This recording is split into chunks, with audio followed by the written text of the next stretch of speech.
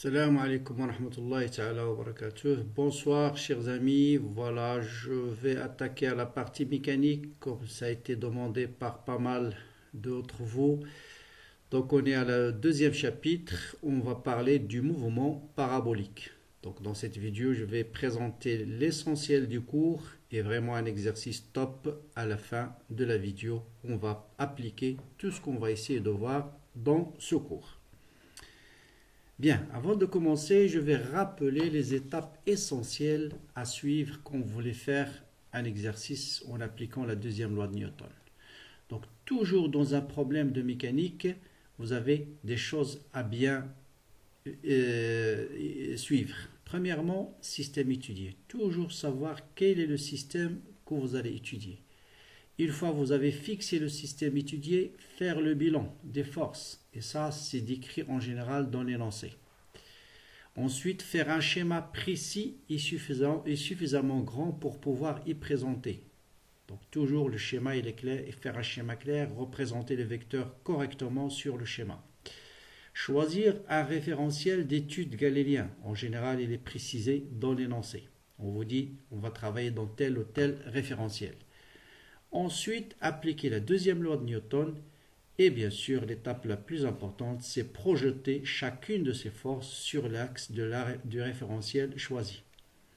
Et j'ajouterai une septième question très importante, ce sont les conditions initiales. Toujours avant de commencer, dire pour vous à t égale à 0, c'est quoi les coordonnées du point à t égale à 0, c'est quoi sa vitesse. Ça c'est très important pour déterminer les constantes d'intégration.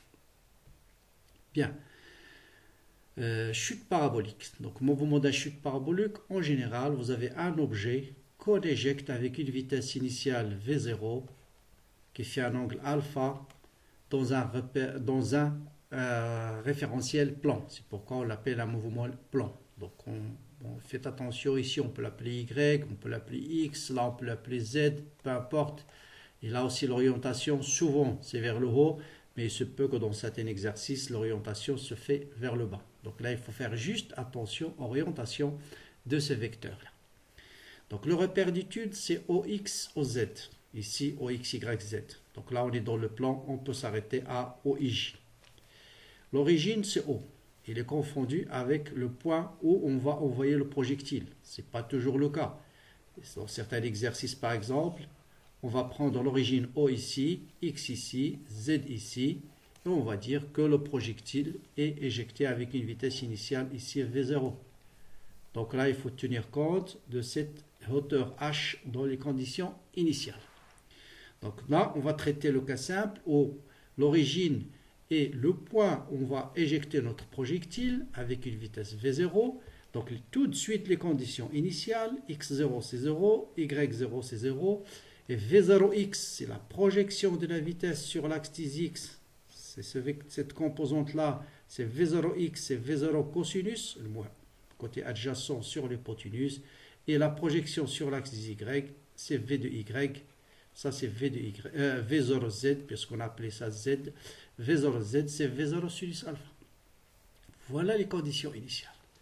Ensuite, le système, préciser le système étudié. Donc là, ça dépend, ça peut être un ballon de foot, un ballon de volley, un ballon de golf. Il y a plein d'applications. Ici, on va juste un solide petit m, de masse petit m. Quelles sont les forces appliquées? Dans le mouvement de chute parabolique, on s'intéresse uniquement au poids, on néglige le frottement. Donc on suppose qu'il n'y a pas de frottement. Ça veut dire, dans la deuxième loi de Newton, vous avez toujours cette équation-là. Toujours, si on néglige le frottement, vous avez l'accélération est égale à G. En simplifiant par la masse, donc normalement, deuxième loi de Newton, m fois l'accélération est égal au poids, qui est égal à m fois G. Vous simplifiez par la masse, donc l'accélération est égale à G. Donc on démarre toujours par A égale à G. Ensuite, on va projeter sur les axes. Donc là, il faut faire attention au sens des axes. Donc là, surtout à celui-là, est-ce qu'il est vers le haut ou vers le bas? Quelle est la projection de cette équation sur l'axe des X? Donc la projection de l'accélération, c'est toujours AX, AZ. Ça, c'est général. quelle que soit l'orientation de repère, vers le haut, vers le bas, tout ce que vous voulez, dans le plan. Si on appelle le plan ici XZ, l'accélération va avoir une composante à X, à Z. C'est quoi la projection des vecteurs G? Vous voyez bien que le vecteur G sur X, il n'a pas de projection parce qu'il est perpendiculaire, donc 0. Et sur Z, si Z est orienté vers le haut, G est vers le bas, donc c'est moins G. Donc on va faire juste ce terme égal à celui-là et ce terme égal à celui-là. Donc AX égale à 0, ça veut dire AX c'est D de V de X, D de V de X sur D de T égale à 0, ça veut dire V de X égale à une constante. Et cette constante, c'est la valeur à T égale à 0. Et V de X à T égale à 0, on vient de dire, c'est V0 cosinus alpha. Donc V de X égale à V0 cosinus alpha. V de X égale à V0 cosinus alpha. Voilà V de X. Passons à Y, à Z. Donc A de Z, c'est moins G. A de Z, c'est quoi? C'est D de V de Z sur D de T. Donc j'intègre, l'intégrale de moins G, c'est moins G fois T plus une constante. Et la constante, on la détermine à T égale à 0. À T égale à 0, V de Z, c'est V0 sinus alpha, qui est égal à 0 plus la constante. Donc normalement, on écrit V de Z égale à moins G fois T plus une constante.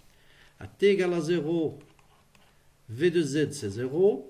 V de Z, c'est V0, pardon, V0, c'est V0 sinus alpha, donc V0 sinus alpha est égal à G fois 0 plus C. Donc la constante, c'est V0 sinus alpha. Donc voilà l'expression de V de Z. Ça, c'est très important. Cas général. Ça, c'est une étude générale. Bien, une fois qu'on a déterminé V de X, c'est quoi? C'est D de X sur D de T. Donc j'intègre. Donc l'intégrale d'une constante, c'est la constante fois temps. Donc X, ça sera V de X plus une constante toujours. Mais comme à T égale à 0, si je prends l'origine ici 0, ça veut dire X égale à 0, cette constante égale à 0.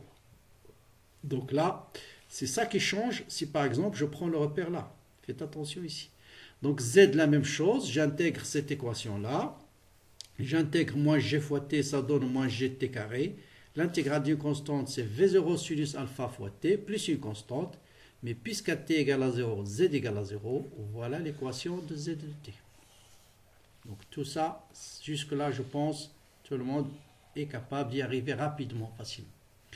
Maintenant, tout de suite, on vous pose toujours la question, l'équation de la trajectoire. Bon, c'est très simple, l'équation de la trajectoire. Vous cherchez le temps ici, en fonction de x. T, c'est x sur V0 cosinus alpha.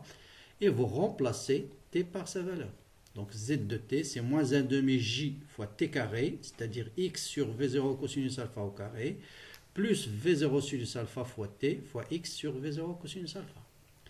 Donc vous voyez bien ici que moins g x au carré sur V0, 2 fois V0 au carré cos carré alpha, plus x, nous simplifions par V0, et sinus sur cosinus, c'est tangente. Donc plus x fois tangente alpha.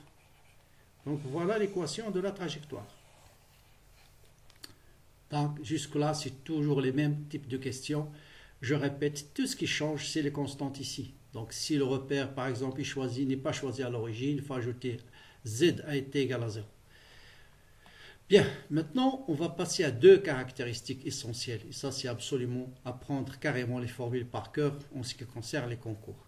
C'est ce qu'on appelle la portée verticale et la portée horizontale. C'est-à-dire jusqu'où ou à quelle hauteur maximale va passer la balle qu'on va envoyer par exemple, ou bien le boulet, et quelle est la longueur maximale auquel il va arriver. Hauteur, portée verticale, portée horizontale. Eh bien c'est très simple. Les caractéristiques de la portée verticale, vous voyez bien, une fois que la balle monte jusqu'à son maximum, il va descendre. Qu'est-ce qui caractérise ce maximum? La vitesse, il est toujours tangente à la trajectoire. Ça veut dire sa projection suivant l'axe des z égale à 0. Et c'est ça qui caractérise la portée verticale. Donc V de z égale à 0. Donc je peux déterminer le temps où le particule va arriver au sommet de la trajectoire. On l'appelle TS. Celui-là, il est très important aussi. Donc si je connais TS, je vais remplacer dans l'équation par exemple de x pour chercher x max, la hauteur maximale, ou dans la z pour déterminer z maximal. Donc ça, c'est très important de déterminer le temps où le projectile va arriver au sommet. Donc la base, c'est quoi? On pose v de z, la vitesse ici, parce que vous voyez ici la vitesse, il a une composante horizontale, une composante verticale. Mais au sommet, il a uniquement une composante suivant x. Il n'a pas de composante suivant z. Donc voilà l'équation de base qui permet de déterminer les propriétés de la portée verticale ou bien du sommet de la trajectoire. Donc je connais le temps. Donc si je connais le temps, je peux déterminer la hauteur maximale. Je remplace dans l'expression de z, t par sa valeur. Donc voilà t, c'est v0 sinus alpha. Donc ça sera v0 sinus alpha sur g au carré, plus v0 sinus alpha fois v0 sinus alpha sur g au carré. Tout ça, je peux le réunir. Voilà, je vais remplacer ici v0 sinus carré alpha sur g carré. Je simplifie par g. Et là, plus v0 sinus alpha fois v0 sinus alpha sur g. Donc vous voyez ici le même terme. Moins 1 demi x plus x, c'est x sur 2. Donc voilà, ça c'est à comprendre, à retenir vraiment par cœur. Bon, pour le baccalauréat, il faut essayer de le démontrer, mais pour les concours, souvent on vous dit, il faut utiliser et être capable d'apprendre. Bien sûr, ça c'est valable lorsque l'origine est confondue avec le point où j'ai envoyé le projectile. Donc la hauteur maximale, ou bien le sommet, il est défini par V0 sinus alpha le tout au carré sur 2G. Donc voilà les propriétés du sommet de la trajectoire ou bien de la portée verticale. Il faut être capable de déterminer le temps et la distance à laquelle se trouve le sommet. Pour la portée horizontale, donc une fois que le boulet va atteindre le sol, qu'est-ce qui caractérise ce point? Sa projection est égale à 0. Z égale à 0. Voilà l'équation de base. Quand le boulet arrive ici, vous voyez bien que la coordonnée de ce point suivant Z, donc B, a pour coordonnée x, B et 0. Donc on a besoin de déterminer xb. Donc pour déterminer xb, il suffit de poser z égale à 0 dans l'équation de la trajectoire. Donc z égale à 0 et là xb je l'appelle d. Donc je vais avoir moins g sur 2v0 carré cos carré alpha d carré plus d égale à 0. Donc je factorise par d. Donc la première solution bien sûr c'est d égale à 0. Et vous avez la deuxième solution, c'est je remplace ici tangente par sinus sur cosinus. Et un petit calcul va vous donner donc d égale à 2v0 au carré sinus alpha fois cosinus alpha sur g. Et vous savez que sinus 2 fois sinus alpha cosinus alpha est égal à sinus de 2 alpha. Donc là aussi, c'est quelque chose qu'il faut absolument connaître par cœur pour les concours. Donc la distance maximale à laquelle va arriver le boulet, c'est v0 au carré sinus 2 alpha sur g. Maintenant, on peut vous poser une question. Quelle est la valeur de alpha pour que la portée horizontale soit la plus grande possible? Donc, pour quelle valeur de alpha ce terme est le plus grand possible si la valeur maximale de sinus c'est 1. Donc, si sinus 2 alpha est égal à 1.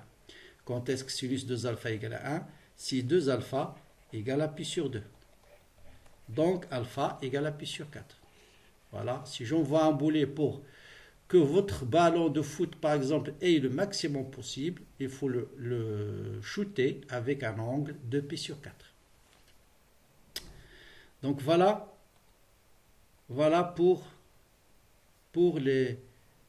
donc voilà, je résume ici les choses essentielles, d'accord? Donc voilà l'équation de la trajectoire, x de t, le temps de sommet, le temps où le projectile va arriver au sommet de la trajectoire. Ensuite, v de z par la projection de la loi de Newton, et donc je peux déterminer z facilement. En éliminant le temps, vous avez l'équation de la trajectoire. Voilà, vraiment ça c'est le résumé que tout le monde doit prendre un stylo, un crayon et démarrer tout seul dès le départ et essayer de retrouver x de t, ts, v de z, z et l'équation de la trajectoire. Je conseille chaque étudiant à prendre une feuille et démarrer à partir de la somme des forces est égale à m fois gamma et retrouver ces 5 équations. Très très important. Ensuite, de chercher la hauteur maximale, ce qu'on appelle la portée verticale, h, et la portée horizontale, d. Donc je répète, pour déterminer la portée verticale, la clé c'est de poser V de Z égale à 0. Pour la portée horizontale, c'est de poser Z égale à 0. Voilà, et vous avez les résultats. Donc voilà tout ce qu'il faut savoir sur le mouvement parabolique. Maintenant, on va passer à un exercice vraiment complet. Et si je dis complet, vous allez vous rendre compte de cet exercice-là. Donc là, on va appliquer d'abord les lois de Newton sur un plan incliné. Ensuite, le boulet va se déplacer sur un plan horizontal. Ensuite, il va être éjecté, il va faire un mouvement parabolique. Et on va voir dans quelles conditions le boulet va atteindre une cible qui se trouve entre x1 et x2. Bien, donc je lis l'exercice. Le jeu schématisé ci-dessous consiste à placer un boulet sur un plan horizontal. Voilà ici. Au point A, le boulet est tout d'abord lâché sans vitesse initiale. C'est très important de noter les choses essentielles. Le système étudié du boulet que l'on considère comme un point. Toute l'étude est dans un référentiel galiléen. On néglige les forces de frottement.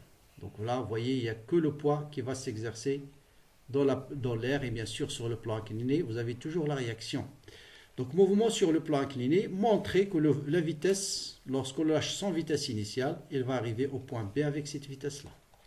On va essayer de faire la démonstration par deux méthodes. Ensuite, étude de la chute du boulet. Donc là, c'est le mouvement parabolique.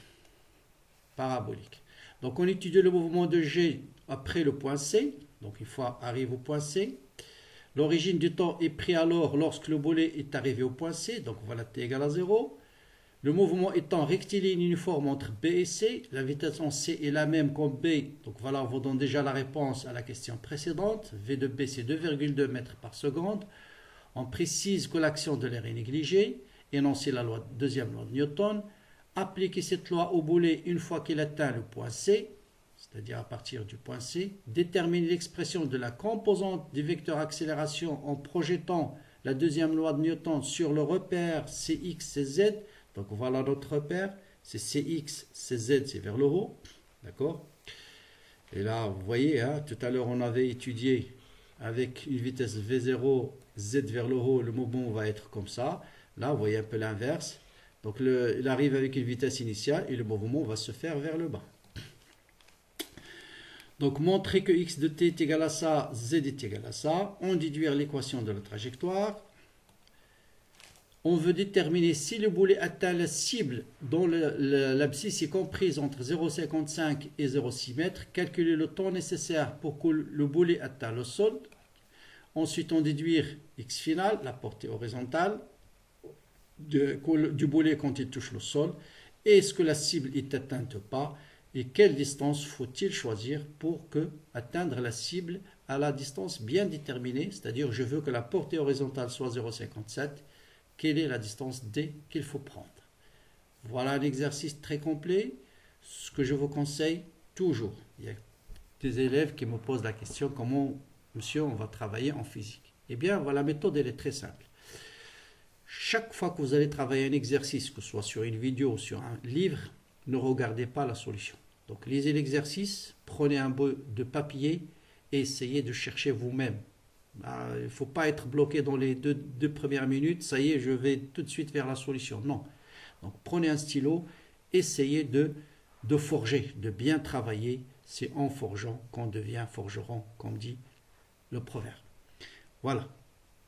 Donc voilà, je vous conseille donc de bloquer la vidéo ici ou bien de télécharger d'abord l'énoncé, de la bien travailler avant de regarder la solution. Bien, on va d'abord faire l'étude du mouvement dans le plan incliné. Bon, plan incliné, on va la répondre avec deux manières. Donc ça concerne le premier chapitre. C'est vraiment une étude très classique. Système étudié, c'est le boulet. Le repère d'étude, c'est OX. Ce repère-là, OX, on peut ajouter OY, même si on n'a pas besoin ici. Quelles sont les forces? Il y a le poids, il y a la réaction du plan incliné, puisqu'il n'y a pas de frottement, il est perpendiculaire. On veut déterminer l'expression de la vitesse au point B. Donc vous avez deux méthodes. Bon, il y a une méthode qui est un peu longue, je vais commencer par la méthode la plus longue, celle qui se base sur ce qu'on a vu dans le premier chapitre, c'est-à-dire il faut projeter la loi de Newton et déterminer la vitesse après. Donc vous avez bien sûr la somme des forces P plus R est égale à M fois l'accélération, je vais projeter sur l'axe des x. Donc la projection de P, vous voyez bien que c'est celle-là, c'est mg sinus alpha. La réaction, sa projection, c'est 0, est égale à m d de v de x sur d de t. Je simplifie par la masse, et donc d de v de x sur d de t est égal à g sinus alpha. Donc v de x est égal à g sinus alpha fois t. Donc pour déterminer la vitesse au point B, j'ai besoin de connaître le temps où la particule va arriver au point B. Donc je dois chercher x. Je connais v de x, je peux déterminer x par l'intégrale. Donc x c'est 1 demi g sinus alpha t carré. Or, on me donne la distance AB égale à grand D. Donc je peux déterminer le temps où, où la particule va arriver, ou bien le boulet va arriver au point B. Il suffit de remplacer AB x par D. Donc si x égale à D, t est égal à t de B, c'est-à-dire le temps où la particule, ou bien le boulet, va arriver au point B. Donc je détermine t de B. Voilà, t de B, c'est 2 fois D sur G sinus alpha, et puis passer à racine carrée. Si je connais t de B, je remplace ici, et je détermine V de B dans cette équation-là. Donc V de B, c'est G sinus alpha fois t de B, donc V de B, si vous voulez, c'est G fois sinus alpha fois racine carrée de 2D sur G sinus alpha. Bon, je rentre, si vous avez A racine de X, pour rentrer A, il devient racine carrée de A carré fois X. D'accord? Donc je rentre G sinus alpha à l'intérieur, il devient G carré sinus carré alpha, fois 2D sur G sinus alpha. Je simplifie par G. Il y a des simplifications par G, par sinus alpha, et on trouve racine carrée de 2G sinus alpha. C'est ce qu'on nous demande de démontrer. Mais vous avez aussi une méthode beaucoup plus simple. Vous l'avez vu au bac 1 et vous allez le revoir au bac 2 aussi dans les chapitres suivants. C'est le théorème de l'énergie cinétique. Donc on va appliquer le théorème de l'énergie cinétique tout simplement entre l'état initial et l'état final. Donc 1 demi mvb au carré, moins l'énergie cinétique initiale, c'est 0, est égal au travail du poids. Et le travail du poids, c'est mg fois h. Et h est égal à quoi? Est égal à d sinus alpha. Voilà. Simplifié par m. Donc v carré est égal à 2d g sinus alpha. Donc v de b, c'est racine carrée. Donc vous voyez, c'est beaucoup plus simple que les lois de Newton. Donc théorème de l'énergie cinétique, très important aussi. Donc voilà le mouvement sur le plan. Et bien sûr, si vous faites l'application, vous allez trouver la valeur de la vitesse au point C qu'on vous donne, parce qu'ici on vous dit qu'il n'y a pas de sans frottement, donc c'est un mouvement uniforme sur BC, ça veut dire V de B sera égal à V de C. Et donc là, ce qui est très important, c'est de remarquer que la vitesse au point C, lorsqu'il arrive, la vitesse il est toujours tangent à la trajectoire. Donc voilà V de C. Donc c'est un cas particulier de l'étude générale qu'on a fait tout à l'heure. Bon, vous voyez que V de C n'a une seule composante, V de C. Il n'a pas de composante sur Z. Ça veut dire V de C 0, à t égale à 0, est égal à V de C. Bien V plutôt V à t égale à 0, c'est V de C, tout simplement. D'accord? V de X à t égale à 0 si vous voulez. Et V de Z, bien sûr, à t égale à 0, c'est 0. Parce que la vitesse, elle est tangente au plan, à ce plan incliné. Vous voyez, l'angle alpha ici, c'est 0. Bien.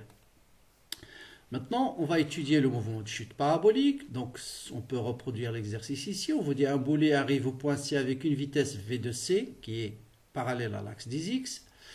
Le repère d'étude, c'est C, X, Z. Donc, vous voyez bien, Z, il est orienté vers le haut, mais le mouvement va se faire vers le bas. Donc là, il faut faire attention.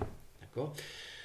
Donc, toujours, deuxième système étudié, les forces appliquées sur le poids. Donc, vous avez toujours A égale à G. Donc, on part directement à la relation GA égale à G, s'il n'y a pas de frottement. Donc, repère d'étude, bien sûr, CX, CZ. Les conditions initiales sont très importantes. X à t égale à 0, c'est 0. Z égale à 0, c'est 0. La vitesse V de X, V0, c'est V de C. Et V0Z, c'est 0. Ah, parce que la vitesse n'a pas de projection suivant l'axe Z. Il est perpendiculaire à l'axe Z. Donc là, vous voyez la différence par rapport à tout à l'heure. Donc, j'ai tout de suite AX égale à 0 et AZ égale à moins G. D'accord? Donc AX égale à 0. Donc parce que G a pour composante 0 moins G. Donc AX c'est 0, AZ c'est moins G. Après, il suffit d'intégrer. Donc AX égale à 0, ça veut dire V de X égale à une constante. Et A de Z égale à moins G, ça veut dire V de Z égale à moins G de T plus C2. Pour déterminer les constantes, toujours les conditions initiales. Donc V à T égale à 0, Vx0 c'est V de C. Donc la constante C1 c'est V de C. Et à T égale à 0, V de Z0 c'est 0. Donc 0 égale à 0 plus C2. Donc C2 égale à 0. Donc voilà V de X, voilà V de Z. Vous voyez, c'est classique. Connaissant V de X, V de Z, je vais déterminer X et Z. Donc là, V de X est égal à une constante. Donc X égale à V de C fois T plus C1. V de Z égale à moins G fois T. Donc Z, c'est moins 1 demi GT carré. L'intégrale de T, c'est T carré sur 2 plus C2. Toujours pour déterminer les constantes, les conditions initiales. X0, c'est 0. Donc C1 égale à 0. Et Z à T égale à 0, c'est 0. Donc 0 est égal à 0 plus C2. Donc C2 égale à 0. Donc voilà X de T. Donc je connais D, je connais G, je connais sinus alpha. Donc vous voyez bien ici, c'est racine carrée, tout simplement. C'est racine. V de C, on le connaît. Et on nous donne V de C égale à 2,2. Donc de préférence, ici remplacé par la valeur numérique. Comme ça, j'ai des formules simples. Donc X, c'est 2,2 T. Et Z, c'est moins 1,5 GT carré. On dit dire l'équation de la trajectoire. Bien sûr, il faut éliminer le temps. Donc là, c'est plus facile de travailler avec T égale à X sur 2,2. Et donc, vous avez Z égale... Bon, là, je n'ai pas remplacé, mais on peut... Z égale à moins 1,5. Bon, j'ai travaillé avec la formule générale sans appliquer, mais de préférence, normalement, c'est dans ce cas-là, Z va être égal à moins 1,5 G fois T carré, X carré sur 2,2 au carré. Vous voyez, c'est quand même beaucoup plus simple. Mais on peut laisser tout en fonction de... Donc, voilà X. Donc, T est égal à X sur racine de tout ça. Donc, Z de T, c'est moins 1,5 G fois T carré. Donc, c'est X carré sur tout ça au carré. J'enlève le racine carré. Donc, voilà Z. Voilà l'équation de la trajectoire. Bien. Maintenant, on va passer aux propriétés. Calculer le temps nécessaire pour que le bolet atteigne le sol. C'est le temps où le bolet va atteindre le sol. Vous voyez ici, il n'y a pas de portée. On va parler juste de portée horizontale. Donc, toujours, posez-vous la question, lorsque le bolet atteint le sol, j'ai quoi comme propriété? Lorsque le bolet atteint le sol, j'ai quoi? Quelles sont les coordonnées de ce point? Je l'appelle le point P. Quelles sont les coordonnées du point P? Lorsque le bolet atteint le sol. X, c'est combien? Bon, on va l'appeler XP. Donc, je ne le connais pas. Et Z, c'est combien? C'est donné dans l'exercice. Cette distance, c'est H. Mais comme Z, c'est vers le haut, faire attention ici, c'est moins H. C'est moins H. Ou bien on l'appelait dans l'exercice HC. Donc, pour déterminer justement le temps où le bolet atteint le sol, je dois poser Z égale à moins HC. Tout à l'heure, on avait posé Z égale à 0. Vous voyez un peu ce qui change dans les exercices. Là, dans le mouvement parabolique que vous étudiez d'habitude, vous avez un mouvement qui est comme ça. Quel est le temps où le bolet va atteindre le sol? Pour atteindre le sol, vous avez les coordonnées de ce point, c'est Z égale à 0. Mais dans ce cas-là, puisqu'on a pris l'origine ici, on vous donne cette distance, c'est HC. Donc les coordonnées de ce point, Z, c'est moins HC. Donc, quand le bolet atteint le sol, Z est égal à moins HC. Et c'est ça qu'il faut utiliser pour déterminer le temps. Donc, il suffit de poser Z égale à moins HC et déterminer T, c'est 2 fois HC sur G. Et comme application numérique, ça vous donne 0,29 secondes. Voilà, on a déterminé le temps. Et si je connais le temps, je peux déterminer X, bien sûr. C'est la question suivante, en déduire l'abscisse x finale du bolet, c'est-à-dire la valeur de x. Là, il faut revenir à l'équation horaire de x. X finale, c'est 2,2 t. Si je connais le temps, vous voyez un peu l'habitude, toujours dans le mouvement parabolique, soit vous déterminez x et t, ensuite vous déterminez x, soit on vous demande de déterminer x et déduire t. D'accord? Donc là, on connaît le temps où le bolet va arriver ici. Si je connais le temps, puisque j'ai l'équation horaire x f de t, si je connais le temps, je peux déterminer x. La même chose, j'ai z égale f de t. Si je connais Z, je peux déterminer le temps. Et si je connais le temps, je peux déterminer Z. Donc ici, je connais Z, j'ai calculé T. Et si je connais T, je peux déterminer X. Donc il suffit de remplacer dans l'équation X finale. Donc ça vous donne 0,63. Ou bien, vous avez deux façons, ça c'est la méthode la plus simple. Ou bien vous utilisez Z en fonction de X. D'accord? Donc, et posez Z égale à HC. Donc, si Z égale à moins HC plutôt, donc Z égale à moins HC. Si Z égale à moins HC, X est égal à X final. Donc là aussi, vous pouvez l'utiliser, mais c'est plus lent. Donc là, on vous dit, est-ce que la cible est atteinte? On vous dit la cible se trouve entre 0,55 et 0,6. On a trouvé combien? On a trouvé 0,63. Vous voyez bien, 0,63, il est supérieur à 0,6. Donc la cible n'est pas atteinte. D'accord? Avec cette vitesse V0, il est là. Donc la cible n'est pas atteinte. Donc il faut changer quelque chose. Quelle distance faudrait-elle choisir pour atteindre la cible à l'abscisse? Donc on veut maintenant que se trouve à 0,56. À quelque part ici, bien déterminé. On veut que le boulet arrive là. Donc il faut bien changer. T, il dépend de quoi? Donc T, il dépend de HC, de G. Donc il faut changer un paramètre. Pardon, là il faut changer. Voilà. Donc oui, on est là. Donc quelle valeur de D on va prendre? D'accord? Donc là, HC, on connaît l'expression de HC, de X final, en fonction, il dépend de alpha, bien sûr, dans l'angle avec laquelle il dépend de la distance D. Donc, puisque HC il est fixe, alpha il est fixe. Alpha, il est fixé par le plan incliné. Donc là, le seul paramètre qu'on peut changer pour changer X final, c'est la distance D. D'accord? Donc c'est la distance D. Donc, c'est-à-dire la distance D à partir de laquelle, je rappelle, D c'était quoi? C'était la distance AB. Et plus vous jouez sur la distance, plus la valeur, bien sûr, de la vitesse va changer. Et donc, la distance parcourue va être plus grande. Donc voilà, donc on vous dit on veut que x final soit égal à 0,57. Donc il suffit de chercher cette équation-là, de remplacer dans cette équation x final par 0,57 et vous allez déterminer la distance nécessaire à partir de laquelle il faut lâcher le boulet pour qu'il arrive exactement au point où on veut. Moi je vais ajouter une question à 2 étoiles supplémentaires. Pour quelle valeur de D le boulet peut-il atteindre le cible? Toutes les valeurs, donnez toutes les valeurs de D possible.